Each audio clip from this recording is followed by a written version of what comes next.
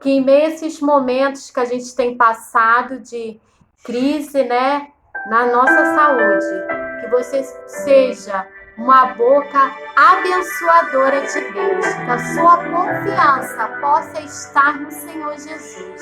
Recebe esse louvor e que Ele possa edificar a sua vida.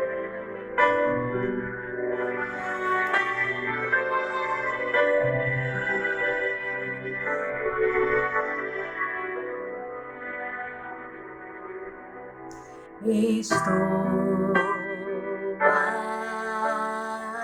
aqui te entregando meu louvor, me rendo a ti, da minha vida em Senhor. No escuro do meu ser, tua graça me alcançou. Não negaste o teu perdão a mim, meu Rei, Mestre, Senhor. Eu confio em ti. Eu confio em ti. Tu és o meu descanso, és meu melhor amigo, és tudo que eu preciso, Jesus. Eu confio em ti. Eu confio em ti.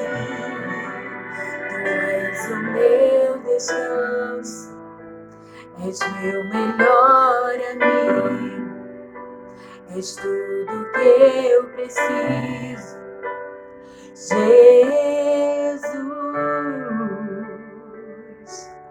No escuro do meu ser, tua graça me alcançou, tua graça me alcançou. Não negaste o teu perdão a mim, meu Deus, Mestre, Senhor. Eu confio em ti. Eu confio em ti. Tu és o meu descanso, és meu melhor amigo, és tudo que eu preciso, Jesus.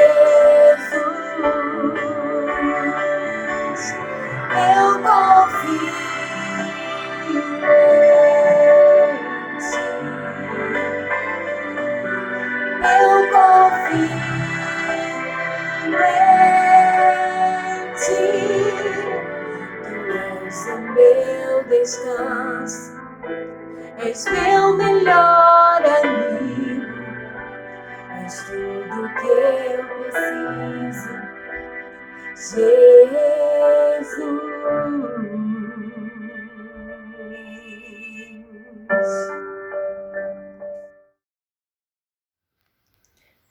Olá, queridos irmãs e irmãs, que privilégio tremendo estar aqui com vocês hoje, nessa missão. E o local que eu escolhi foi esse.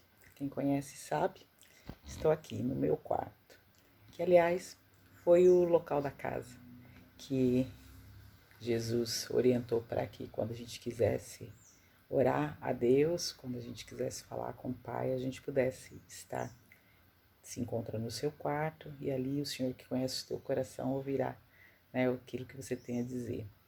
E foi aqui que eu escolhi para poder compartilhar com vocês um pouquinho daquilo que Deus, né, falou, me mostrou com a palavra dele.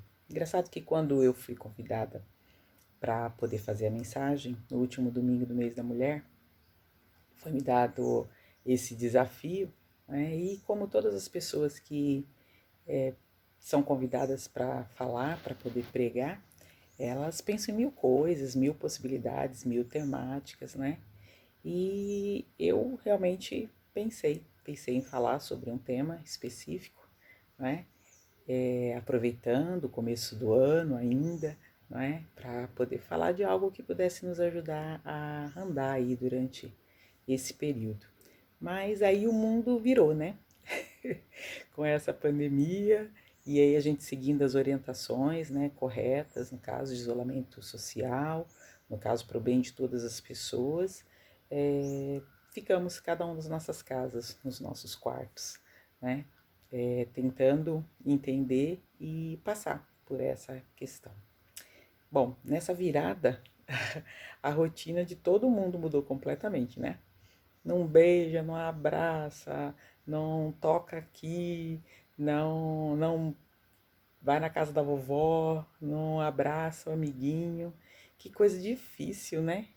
Eu cheguei até a brincar, falei assim, gente, essa história que vai me deixar doida, né? Que é possível me matar. A gente gosta muito de estar com, né? Embora essencial, primordial, correto de se fazer nesse momento, né? É difícil. E eu sei que tem sido difícil para muitas pessoas, não é? Porque na realidade nós somos seres sociais. E os seres sociais, eles aprendem uns com os outros. Eles aprendem no relacionamento. Eles aprendem na troca um com o outro. Na realidade, o ser humano, ele aprende a ser com o outro, não é? Mas depois dessa questão desse isolamento social, nós estamos no 11º dia, não é? O problema virou outro. Eu comecei a perceber que o problema agora, o desafio na realidade é outro, né? Eu acho que nesse período todo nós nunca ouvimos tantas expressões como que saudade da professora, meu Deus, como era bom mandar as crianças para a escola, que saudade da aula da academia, né? Que saudade de poder sair, pegar o ônibus ou o trem. Tenho certeza que todo mundo recebeu muito dessas questões, né? Dessas expressões. E tanta gente, né? Tanta gente com saudade do colega do ponto de ônibus, gente com saudade até do chefe, né? Criança com saudade da merenda escolar, né? E também as donas de casa e os donos de casa, saudade de ter que arrumar a cozinha, a casa, no caso ali naquele silêncio, né? E ver que tudo tá ali arrumadinho, né? Saudade das pessoas de poder ir varrer a calçada, por exemplo, né? E bater papo com o vizinho, atender aquele pessoal que bate na porta, vendendo ou evangelizando, seja como for. Na realidade, a vida da gente, ela muda em muitos momentos. E eu fico pensando que, na realidade, embora muitos estejam na condição que sempre pediram, né?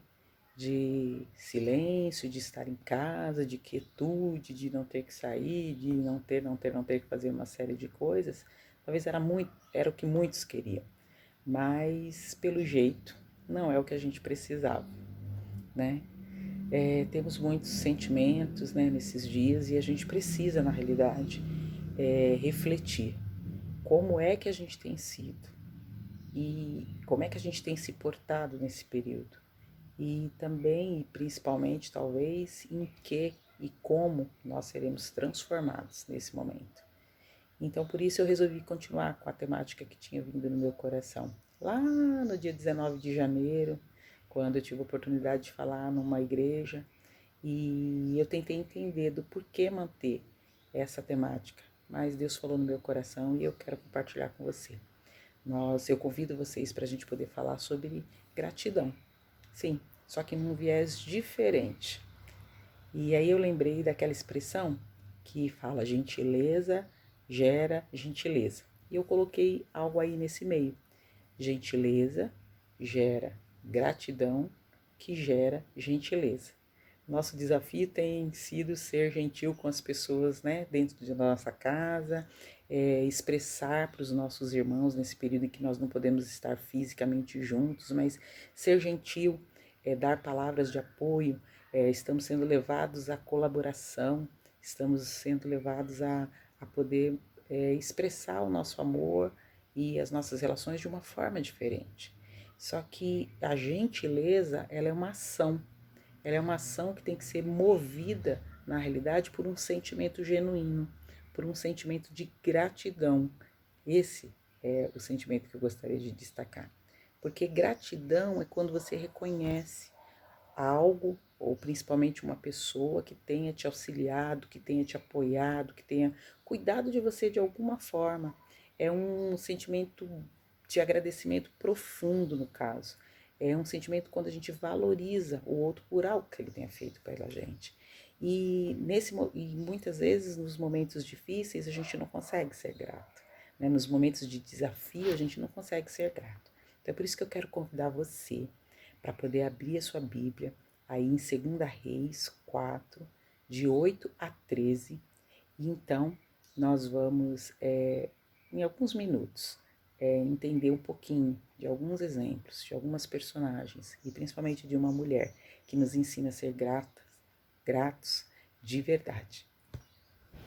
Um dia Eliseu foi até a cidade de Sunem, onde morava uma mulher rica. Ela o convidou para uma refeição. E daí em diante, sempre que retornava a Sunem, Eliseu tomava as refeições na casa dela. De modo que ela disse ao marido: sei que esse homem que sempre vem aqui é um santo homem de Deus. Vamos construir um quarto pequeno na parte de cima da casa e vamos pôr ali uma cama, uma mesa, uma cadeira e uma lamparina. E assim, quando ele vier nos visitar, poderá ficar lá. Um dia, Eliseu voltou a Sunem e subiu ao seu quarto para descansar. Ele disse a Geazi, o seu empregado, que fosse chamar a dona de casa quando ela chegou. Eliseu disse a Geazi: pergunte o que eu posso fazer por ela para pagar todo o trabalho que ela tem tido cuidando de nós. Talvez ela queira que eu vá falar em favor dela com o rei ou com o comandante do exército. Mas a mulher respondeu: eu tenho tudo o que eu preciso aqui, no meio do meu povo. Esse texto dessa história que nós conhecemos tão bem nos traz 3 personagens que podem nos ajudar através das suas características, das suas formas de agir, a sermos mais gratos diante de Deus. Nós temos aqui então Eliseu, que era profeta em Israel, no Reino do Norte.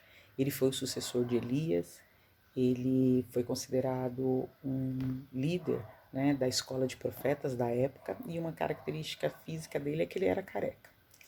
Tem também no texto a Sunamita, que era uma mulher rica, casada, sem filhos e hospitaleira. Tem Geazi, que era um servo, né, que vivia ao lado, no caso de Eliseu. Ele se mostrava bastante solícito, dedicado, e ele prestava muita atenção aos detalhes. Bom, assim como eles, nós também temos várias características, nós também temos várias formas, no caso de expressar aquilo que nós sentimos, aquilo que nós entendemos e aquilo que nós cremos. E da mesma forma como a história deles faz diferença hoje em dia ainda nas nossas vidas, as nossas vidas também estão sendo escritas e estão sendo postas diante de Deus com as nossas qualidades e até com os nossos defeitos, mas colocadas para poder influenciar onde nós estamos e fazemos diferença na vida das pessoas. Essa eu creio que é a primeira coisa que pode nos ensinar a sermos gratos a Deus. Reconhecer de que a nossa história, reconhecer de que aquilo que nós somos, como nós somos, faz diferença onde nós estamos. Nós podemos fazer a diferença. Vou destacar um pouquinho aqui algumas questões. No caso, Eliseu, se a gente pudesse destacar assim, não é? Ele era um profeta, isso é muito bom, Mas ele era um profeta no Reino do Norte, que era onde estavam as tribos mais difíceis, aquelas que mais passavam por aquele ciclo do pecado, do arrependimento, daqui a pouquinho pecava de novo. Foi muito difícil. Todos os profetas tiveram dificuldades nos seus ministérios, mas no caso daqueles profetas que foram levantados para o Reino do Norte, com certeza eles sofreram muito. Não era uma vida simples para se ter. Ele também, embora tenha convivido com Elias, ele tinha também, com certeza, a cobrança de ser comparado com Elias, porque Elias foi um profeta magnífico. Então, isso muitas vezes poderia até estar atrapalhando, né, a forma dele se expressar, dele se sentir. Ser um líder, né, na escola de profetas era muito bacana, mas também trazia uma responsabilidade muito grande. E nós vimos nos textos que o fato dele ser careca trazia para ele muita gozação, muita gente fazendo bullying com ele. E nem por isso Eliseu deixou, no caso, de cumprir aquilo que o seu ministério trouxe a ele. O ministério dele tinha uma missão muito grande, um propósito na realidade, que era de mostrar a todas as pessoas de que Deus, ele se importava, no caso, com as questões pessoais e também com os problemas nacionais. E a missão dele, de acordo com o comentário de Moody, era de que Deus podia suprir todas as questões, que todos os acontecimentos estavam controlados por Deus. É por isso que quando a gente vê na narrativa em Reis, tudo que Eliseu fez, ele cuidou de problemas pessoais e nacionais muito, até alguns simples. Ele cuidou de um machado que sumiu, ele tirou o veneno de uma comida que estava na panela, ele já ajudou uma mulher muito endividada, no caso, multiplicou, no caso, o azeite que era necessário para sustentar as pessoas, ele profetizou sobre uma guerra, ele curou Naamã, e em vários momentos ele se deixou usar por Deus para mostrar que, apesar de quem ele era e de como ele era, e também por todas as qualidades que ele tinha, ele podia se pôr à disposição e ser grato a Deus servindo. Foi assim, ele foi grato a Deus servindo, cuidando do povo de Deus. Geazi, ele tinha também os benefícios, né, e que a gente tem que olhar sempre para os dois lados, na realidade. Ele tinha o prazer de estar no lado de Eliseu, mas, querendo ou não, ele era um servo e ele tinha que estar ali à disposição dele o tempo todo. Ele não era o protagonista, ele não era o ator principal, né, das histórias. Ele, na realidade, era aquele que estava sempre ao lado, no caso, cuidando. Com certeza, em alguns momentos, ele teve dificuldades com isso, não é? Ele era muito atento, mas estar atento a detalhes também o faz mais à frente, né, ter um fim não tão interessante, porque na realidade ele se pauta em questões que não necessariamente seriam aquelas mais espirituais. Com a vida, no caso de Geazi, nesse momento onde ele está nessa história, nós vemos a solicitude dele de ir, de tentar entender a necessidade, no caso da mulher, e ajudar Eliseu a cumprir, na realidade, a missão que era dele. Então nós aprendemos com Geazi de que ele demonstrou gratidão, servindo a Deus, dando apoio, no caso, ao homem de Deus, para que o homem de Deus pudesse cumprir sua missão. Que bacana! Mas o meu destaque aqui, e o desafio lançado, era falar de uma mulher. Então, a Sunamita, ela era rica, ela era uma mulher rica, diz o texto. Só que ser mulher em Israel não era tão simples assim. Ela passava por muitas privações por ser mulher. Ela era casada, isso é bacana, e era muito valorizado, no caso, dentre o povo de Israel, ainda nas tribos do norte. Só que ela não tinha filhos, e uma mulher, ainda que casada, mas sem filhos em Israel, de verdade, não servia para muita coisa. E mesmo assim ela foi hospitaleira, mesmo assim ela colocou à disposição o seu tempo, a sua atenção, a sua casa, a sua despensa, os seus bens. Ela foi grata a Deus, servindo a Deus, dispondo aquilo que ela tinha, da forma que ela tinha. E eu gostaria de chamar a atenção nossa aqui para o versículo 13, quando o homem de Deus fica no quarto em que a sunamita prepara, né, com a anuência do seu marido. Ele vai ali, ele vai descansar e ele fica agradecido porque ela está tendo muito trabalho com ele. Talvez ele passasse pelas outras tribos, pelas outras cidades, e nada disso acontecia. Ele era mais uma visita do homem de Deus, deixa ele aí, as pessoas não se importavam. Mas na casa da sunamita ele tinha esse espaço reservado para ele podia ir, ele podia descansar, ele podia encostar a sua cabeça, relaxar e pensar nas coisas que ele iria fazer ainda ali no seu ministério, naquele lugar, naquela cidade de Sunem.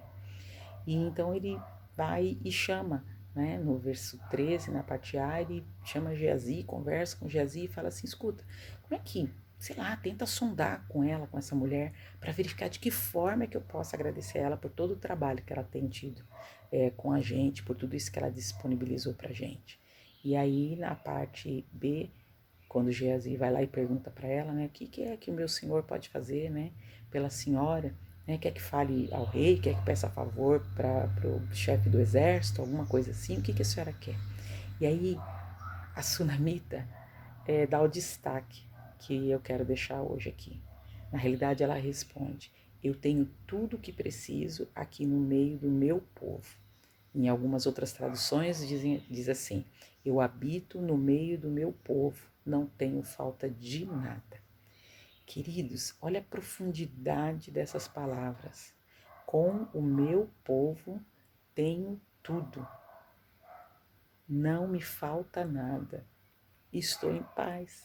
É isso que ela queria dizer.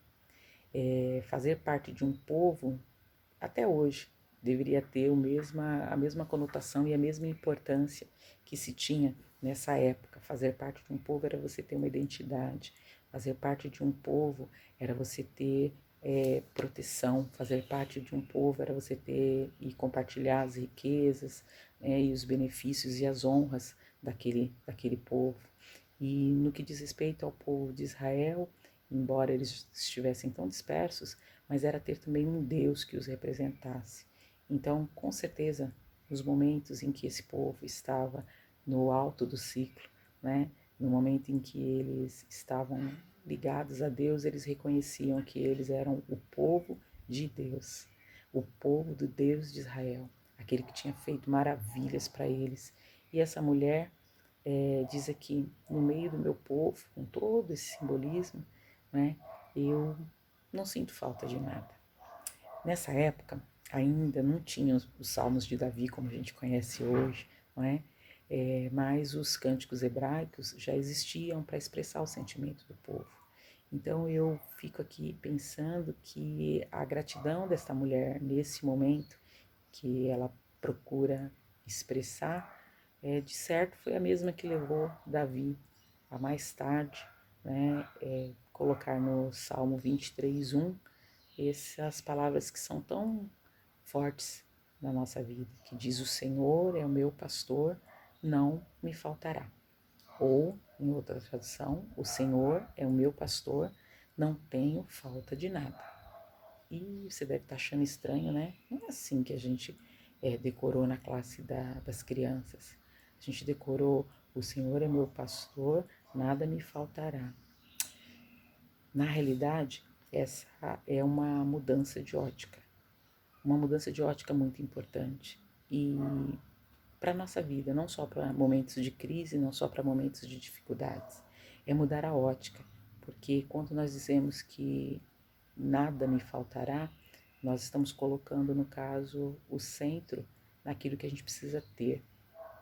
E as traduções mais próximas, né, do que o texto original fala, ele coloca Deus como centro.